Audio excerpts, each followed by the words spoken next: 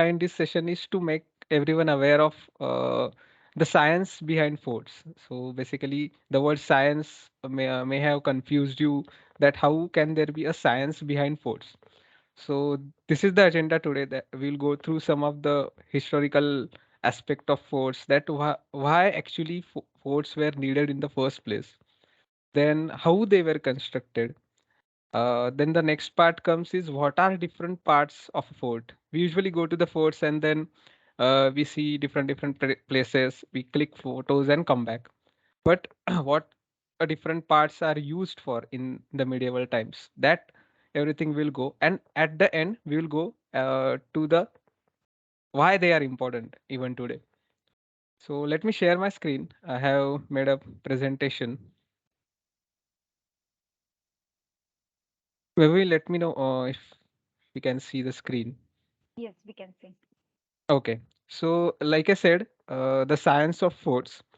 We'll go through some of the WH questions which we have mentioned earlier in the meeting also, that when these forts were needed in the first place, how these forts were built, what are the different parts and how why they are important.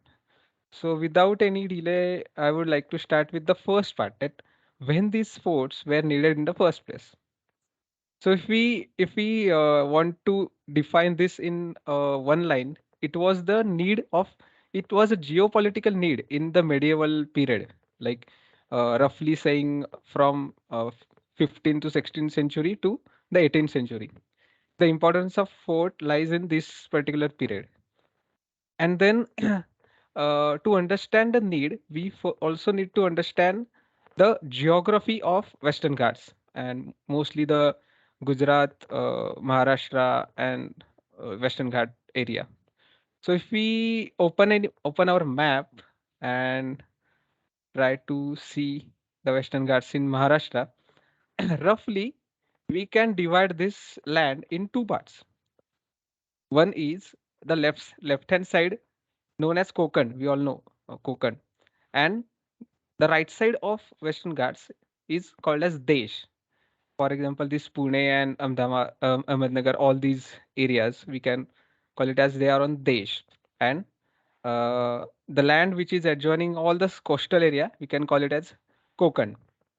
And the middle section, it is known as the Paschim Ghat or Western Ghats. Basically, it is at the higher altitude. Now, this geography was connected with the political needs of medieval times. There were different kingdoms at that time, such as Satvahans, or then followed by Rashtrakoot or Chalukya. And then in 15th century, they were followed by the Bahmani sultanates. And it was divided into Nizam Shahi, Adil Shahi, and further it was followed by Shivaji Maharaj. So these were different rulers in this area, and this slide says, trade, money, and power. These are the main reasons. Any kingdom, it requires money and power basically. And this Konkan region, which we can see on the left side of Western Ghats, it was very rich. Many factories of British, Portuguese were located in these coastal areas, or we can say islands. Mumbai was one of them. Then again, if we come towards the north, then this Surat or all this area was present there. Now, uh, coincidentally, the capital cities of these kingdoms or Satvahan, they were lying on the Desh side. Okay. So if we scroll a little further, we can see this Ahmednagar is there. Then Paitan was the capital of Satvahan. Similarly, Devgiri was the capital of Yadavas. They need to cross these Western Ghats somehow from Konkan to reach towards uh, our higher altitude side. And for that, they need to cross this Ghat section. And that's where these ancient trade routes were created. So if we see,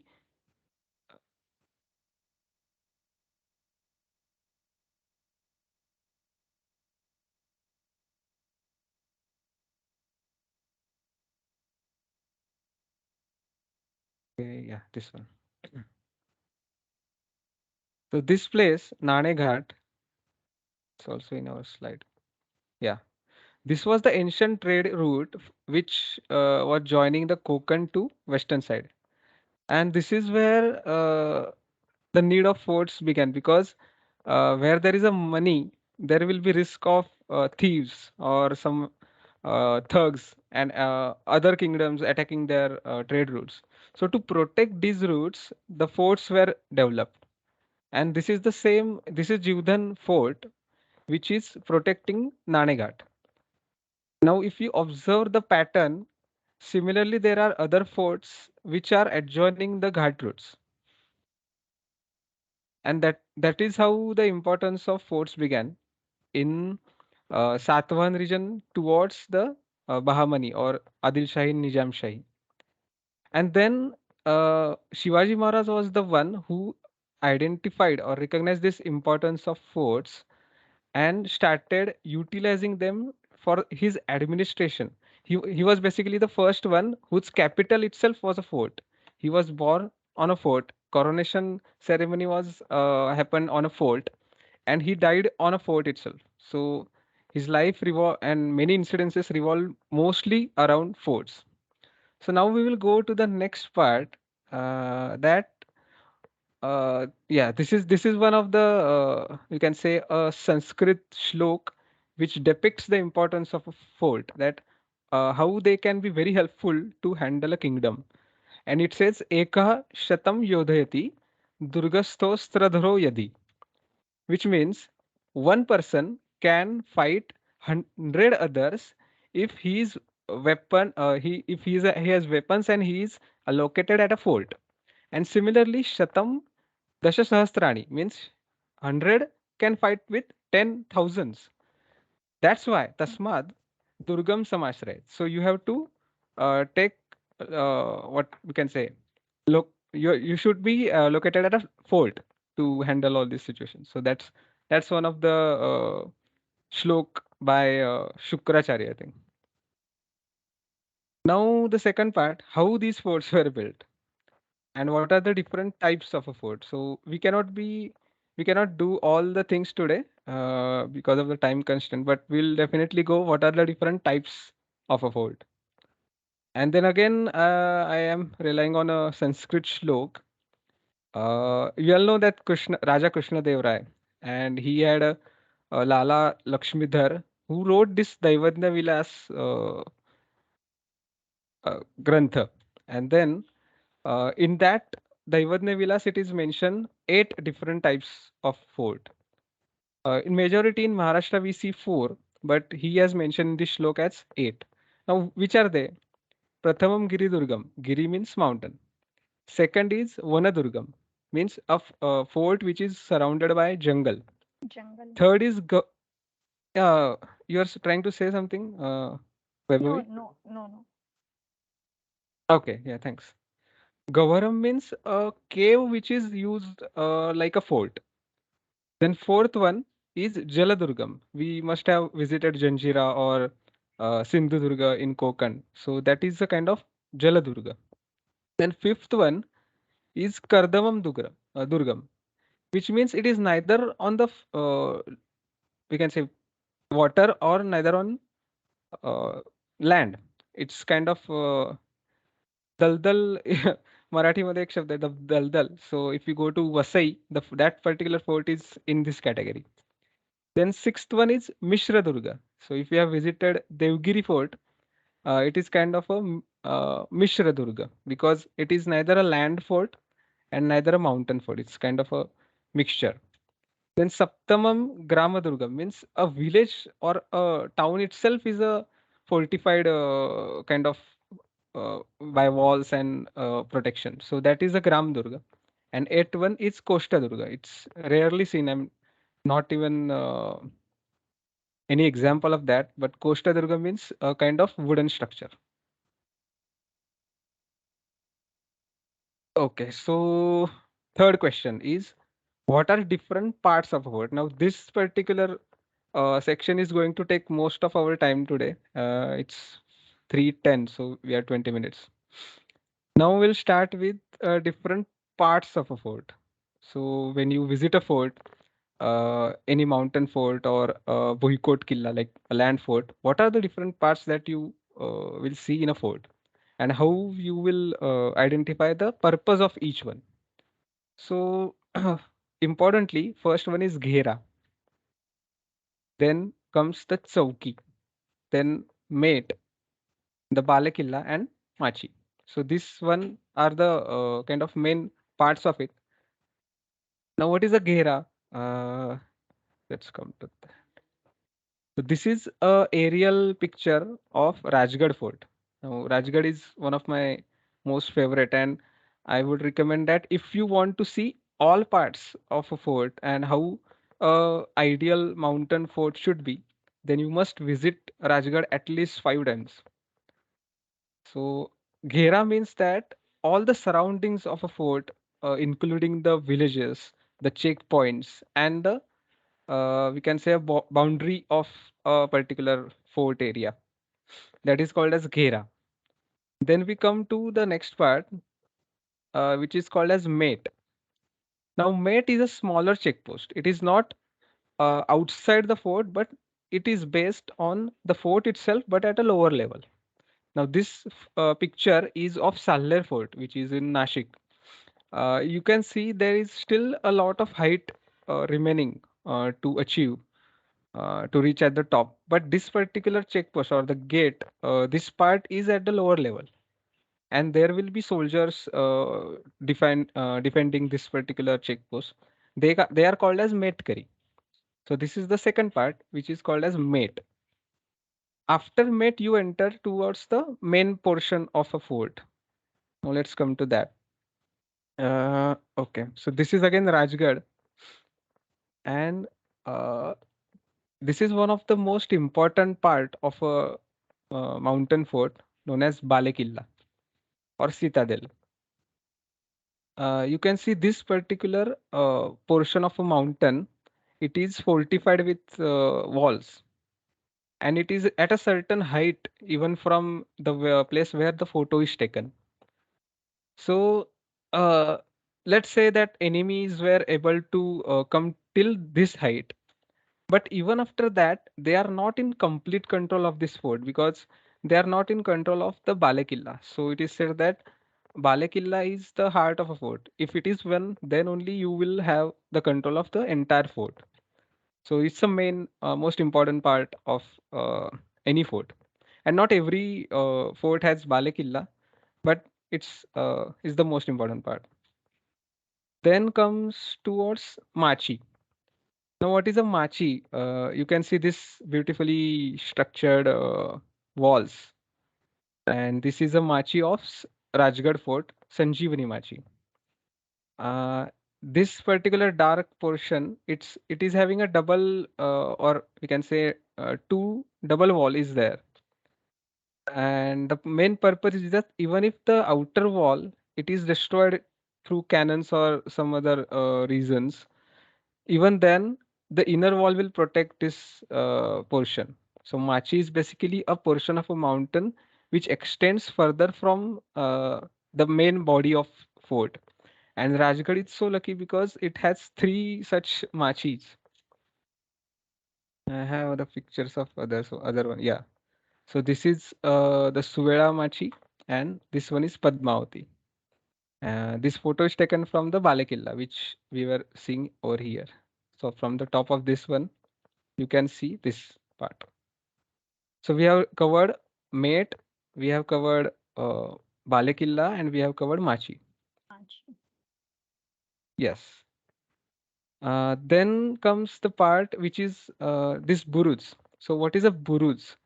If you see this outer wall, this one, at the end or at different levels, there is this circular portion where a person can literally stand with his weapons and keep observing the surroundings. So if there is any activity outskirts the Ghera, he can observe that.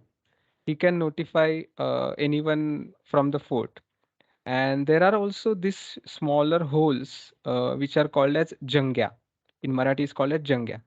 So from here he can throw throw the swords or attack can be done from this particular part. And this area is called as GB. So where he can hide basically. He is not anyone out from outside cannot see who is standing there, but the person standing here can attack. So that's how the structure of buruj used to be done. And there are different types of buruj. So this one is at the third or the at the wall. Now this one, uh, this is at the sides of gate. So just like that. There are still more different shapes of a buruj. We'll not go through that. Okay. Now, like I said, there are walls present to protect a particular fort. This is the inner side of that wall, not a buruj, but just a basic wall. And now there is a this space where a person can walk, and that is known as Fanji. This is also Rajgarh, and this one is Rangana from Kolhapur. It's in Kolhapur. So we have seen Buruj and we have seen what is Tut or the protecting Kanji. walls. Yes. And now we'll go towards the different types of gates. And this is like, okay. So at the left side, you can see there is a small window kind of structure. It is basically a chor darwaza or a secret passage. Suppose any attack is there on fort and you need to escape, or any spy they want to come on the fort to provide some information. They used to access this particular structure, this chor darwaza. And on the right side, it's a basic gate structure of any fort. This is now on Antur, the gate structure. Uh, this is again another example of a gate structure where you can stand on this particular portion and protect this or observe or watch over the other parts of the fort.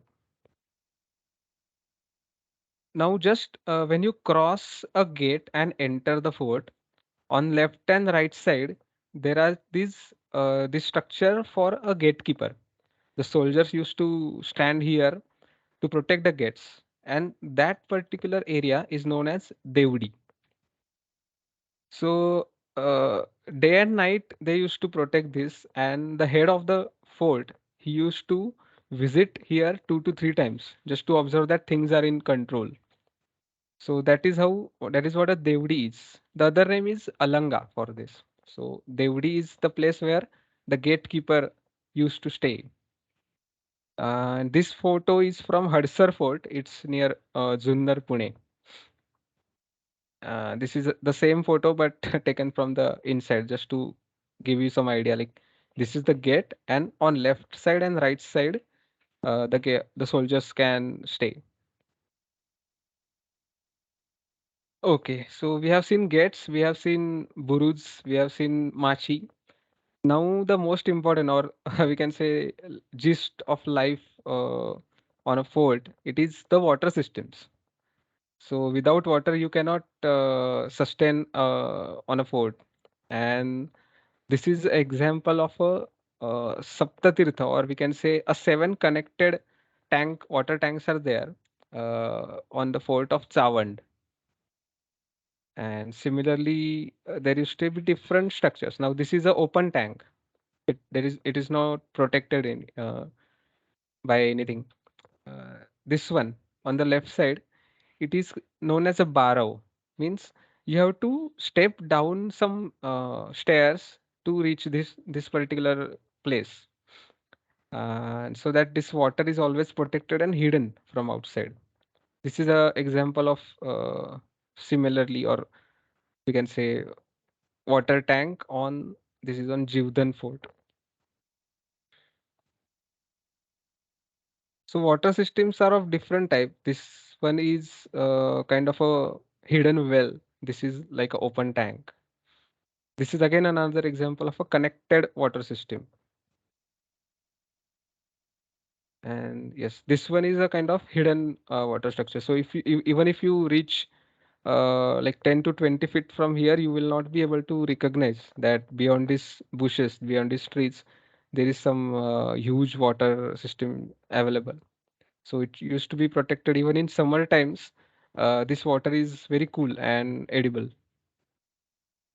So we have come to towards the end of water systems. Okay, so if 321. Now there are some features of forts, especially built or repaired by Shivaji Maharaj. So they used to be different from what the other kingdoms or other uh, dynasties have developed. And there are we can go through them. So first one is decentralized water systems. This is the like we can say brilliance of his mind that uh, if you visit Rajgarh or if you visit Raigad, the water systems, there is no single source of water, but it is distributed across different parts of the mountain, so that even some cannon attacks the fort and a particular water system is destroyed. After that also there are still different water systems available and the fort can sustain the attack. Then rules and regulations we cannot go through today. Okay, we'll go through Gomukhi Darwaza. What is this concept? So earlier we saw different gates, right? Like this one or this Chor Darwaza or this straight gate was there. Now what is a Gomukhi Darwaza? So in Marathi, Gomukh means mouth or face of a cow. So if her baby is drinking milk, then she turns her head to look towards that baby, and that makes this particular shape known as Gomukh. So in ancient time or in fights, if someone wants to breach the wall, breach the fort, then elephants were used, and they used to I mean, destroy these particular gates. But now, if you observe this particular structure, it is not possible that a huge elephant can run with some speed and attack on the gate because it is not visible. The gate itself is not visible from even smaller distance. So that is the idea behind that. The gate will be secured from the outside attack. And even if you decide to fire any cannons from the base, you cannot basically locate where actually the position of gate is. So that was the idea behind this Gomukhi Darwaza. And also have this structure. So if you see here, the person you coming towards the fort, they cannot see how many people are there standing there to attack. So, just like this. So on the top of this one, soldiers can stand, and even 10 people can defend this particular gate. And like I said, from the front side, you cannot uh, see where the gate is. And on the cross sectional area, you can see like this is actually the pathway for that gate. So this was the concept. And then again, like I said, features of Shivaji Maharaj fort. So this Pali Darwaza was built by him. And if you observe carefully, the gate is on the right side. So if you want to enter the fort, you have to keep that valley on your left side. And what can be the logic behind this structure is that the gate is not on the straight. It is not in front of a person. You have to come zigzagging here. And if a person is left-handed, usually the sword will be on the right hand. Okay. And if people are standing on these walls, they can easily throw some cannonballs or rocks on the enemy troops. So they cannot breach this gate easily. That was the concept of having the gate on the right side of a mountain. This is again Rajgarh with aerial view. Like the same gate is there, Pali Darwaza, but with the aerial view, just to give you idea like how this Z-shaped pathway is developed. And this is again the example of decentralized water system. Okay, we still have 4 minutes. Uh, it is almost impossible to have this topic in half an hour, but I just wanted to give you some highlights of how you can see a fort when you next time visit any, and why they are important, or just an idea of features. Now, what is the importance of them? So all these forts, like they are the symbols of our glorious history, and they stood, and that's why our country stands today. Another thing is that today in 21st century, these forts they are host of a very large ecosystem. You can see a lot of animals or plants, flowers in different seasons in Western Ghats. So they are host of a very large ecosystem. You can enjoy that. Another is the health benefits, physically and mentally also. If you climb a fort, mentally it gives you a lot of happiness. And on Monday you can return to work very really fresh. Another thing is motivation. When you achieve something like climbing a fort or doing some physical activity, having some fresh air, it motivates you and clears your mind. So on Friday, if some issues are bothering you, you go to the forts and come with a fresh mindset. So Monday you can solve that issue. So this was all I had. We still have 3 minutes. So if anyone has anything, we can have that.